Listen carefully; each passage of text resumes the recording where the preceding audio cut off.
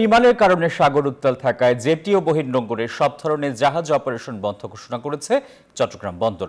আরো খবর জানাতে চট্টগ্রাম থেকে যুক্ত হচ্ছেন সহকর্মী শেখ জায়েদ।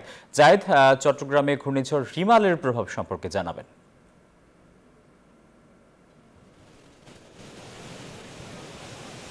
ধন্যবাদ আপনাকে। সব ধরনের জাহাজ চলাচল যেরকম বন্ধ, পণ্য ওঠানামাও বন্ধ রয়েছে বন্দরে।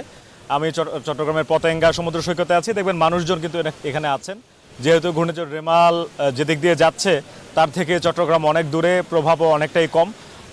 তবে ঘন্টাখানেক আধা ঘন্টা আগেও কিন্তু এখানে আমরা যেটি দেখেছি, ঘন্টাখানেক আগে প্রচণ্ড জোয়ার ছিল এবং সেই সাথে বৃষ্টি ছিল, বাতাসও ছিল মোটামুটি।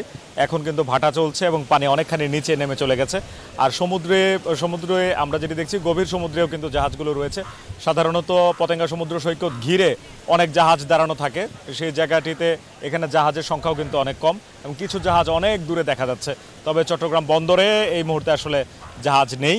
আর একটি বিষয় আপনাকে জানাই, সেটি হচ্ছে যে টানেল এই প্রথমবারের মতো বন্ধ ঘোষণা করা হয়েছে 12 ঘন্টার জন্য। সন্ধ্যা 6টা থেকে আগামীকাল সকাল 6টা পর্যন্ত কিন্তু বঙ্গবন্ধু টানেল বন্ধ থাকবে।